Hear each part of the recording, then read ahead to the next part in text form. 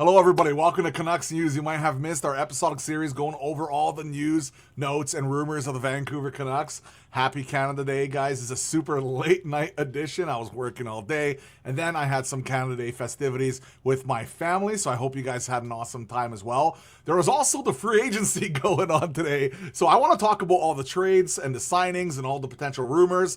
The Ryan Johnson interview, I have some stuff to take out of it, so I really want to just talk about it. So let's just get some of the small stuff out of the way. Akil Thomas agreed. He's a fast guy. He's a versatile guy. I think he's actually have a decent chance to get called up to the NHL, so Abbotsford got a little bit of a boost. And another guy that, honestly, I don't know too well, it's Trey Fix-Wolansky. He's 5'7". He's a small little guy. Apparently, he plays with just a gritty kind of pest type guy for his size, and he put up some decent numbers as well. So that's an interesting signing for Abbotsford. So Abbotsford got a little bit of help. So let's move on to the free agent frenzy. And there was so many signings, like more than I believe, definitely more than I expected. But the Vancouver Canucks started off and they agreed to Paul Cotter on a one-way contract worth $2.15 million. So what do we get in Paul Cotter? Well, we get a guy who's big, he's fast, and he likes to throw his weight around.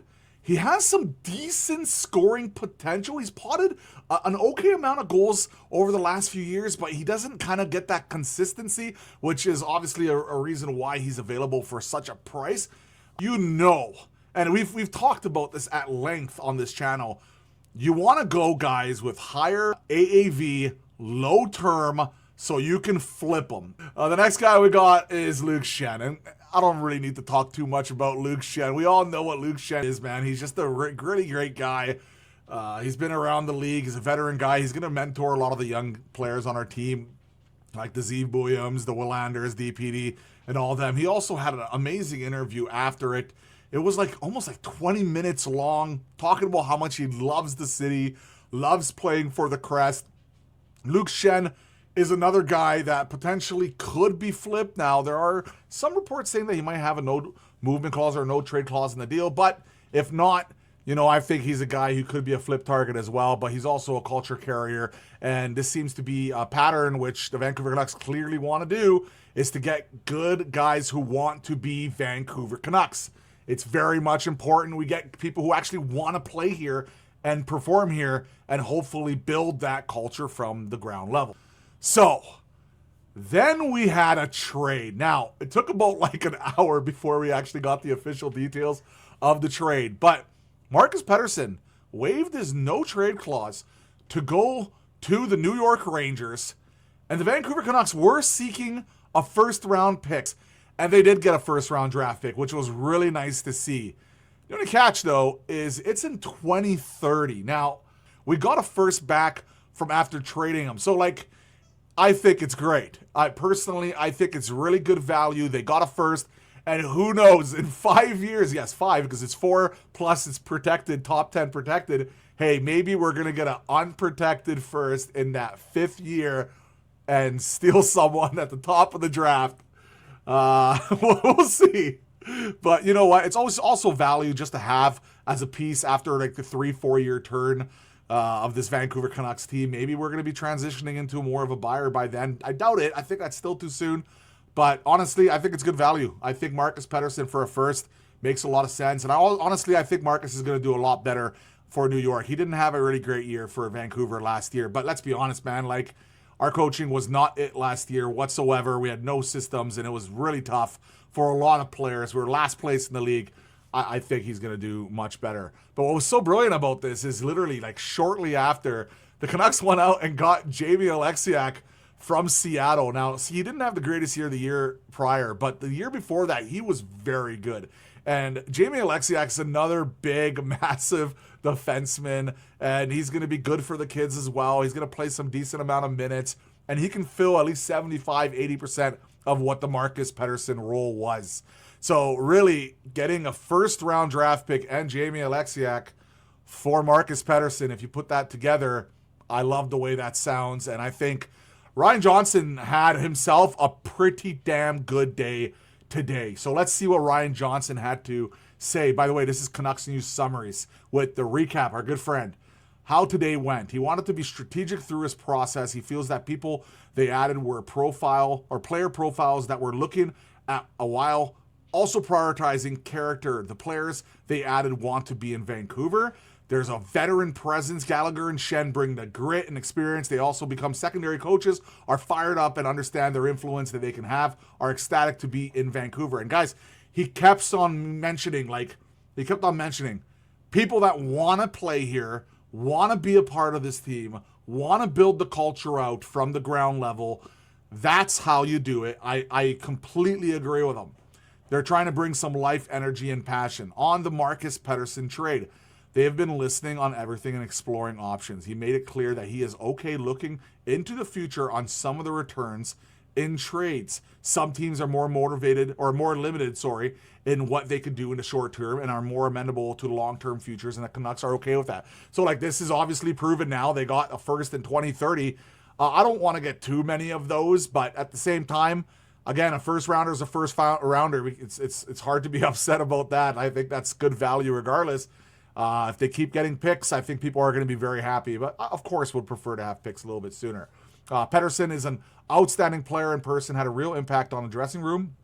Was an opportunity feels that they needed to take. And Pettersson was very on board with what they were going to do and the impact he could have on the younger players. Pettersson now has a chance to go win now. That's actually a really interesting part of the interview where he was straight up asked, hey, did Pettersson potentially want to go? And he said no, he wanted to stay. He wanted to be a part of it. Marcus Pettersson's a good guy, man. I don't have a bad word to say about him. He was good here. Great media interview as well. Seemed to really enjoy his time here, even though it was rough at a lot of times. And I wish him nothing but the best. Value for far-off future. So looking at the options, what the Rangers had available and the timing to make the trade, sees value in future picks, even though they have been heading in the right direction in 2030. The pick will still have value, even if it's hard to see it now. Don't have to wait until 2030 to use the pick and use it as trade currency. And that's more it's kind of like a shot of saying, you know what, if everything goes amazing in the next 3-4 years, then maybe we flip that pick along with something else and improve our team in a different way.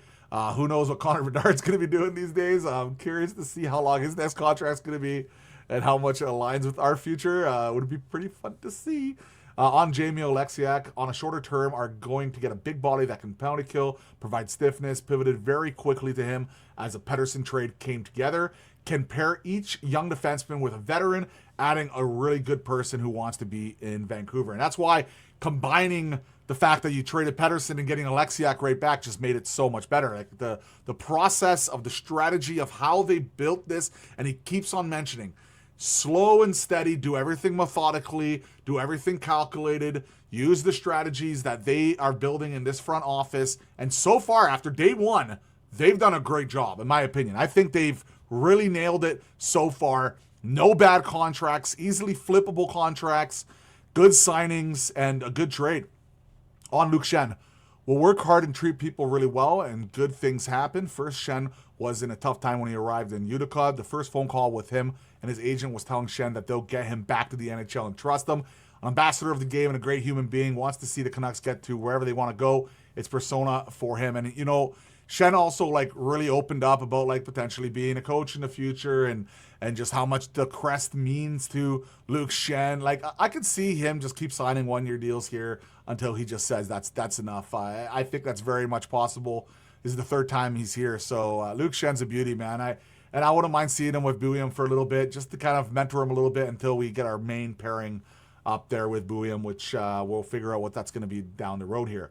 As for Paul Cotter, he's had an eye on him for a while. He loves his speed, his size. He plays physical. He has a scoring touch that's a little bit untapped. He's only 26 years old with some upside still. Is excited to see Vancouver that it's a prove-it year.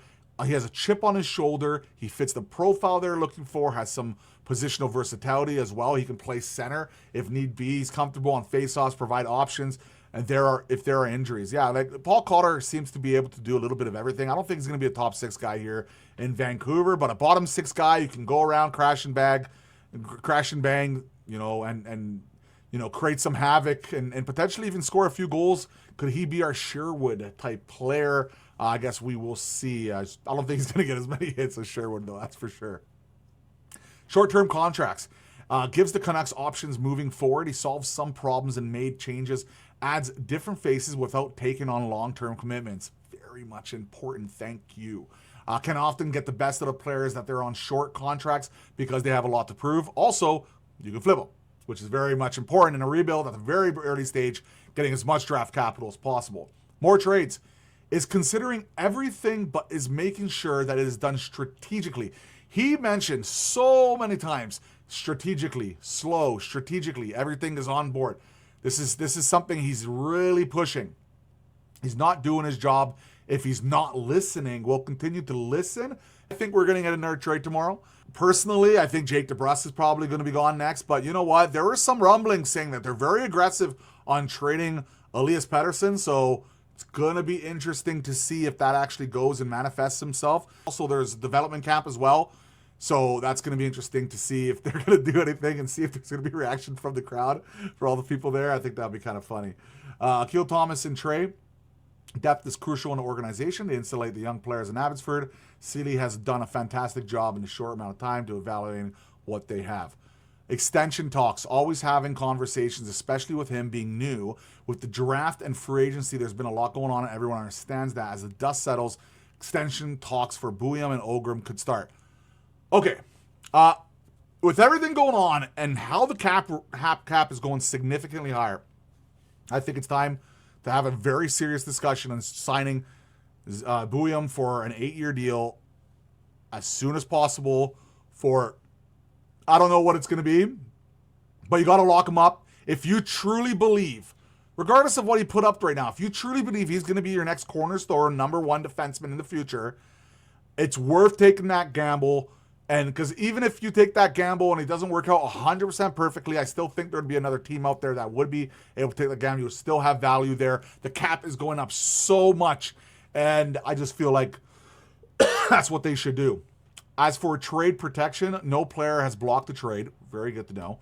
Has been very open, had a lot of conversations with agents, been very transparent with each player's situation, and understands that they have earned the opportunity to say no at any time. Which means they talk to him, obviously, and they talk to the agents. At least the agents are obviously talking to the players. They know which teams these certain players are going to want to go. Like, trust me, no matter what they say, they know. And I'm sure it wasn't a coincidence that, Marcus Pettersson was on the market, and they knew, hey, he might probably rave for New York Rangers, and he did, right? So, makes a lot of sense. Prior communication with Marcus Pettersson was open and honest. They made it easier to approach him to wave. So, they obviously had that conversation, and I'm sure they've had all those conversations with all the other guys who have no movement, no trade clauses. So, I think we're still going to be cooking up here something. Very successful first day here for Ryan Johnson at the free agency period. And I think he honestly, I would give it a solid B+, even an A. I thought he did great. So let's see what keeps going on in the offseason. Let's see if he can keep making some moves and potentially getting more assets and getting more opportunities for these young guys to come in here and play well. I think that's going to be very much important. So I hope you guys enjoyed the quick little recap here on the news, and let's see what happens tomorrow. It's going to be fun. All right, guys? Take care. I hope everybody has an awesome evening. Cheers.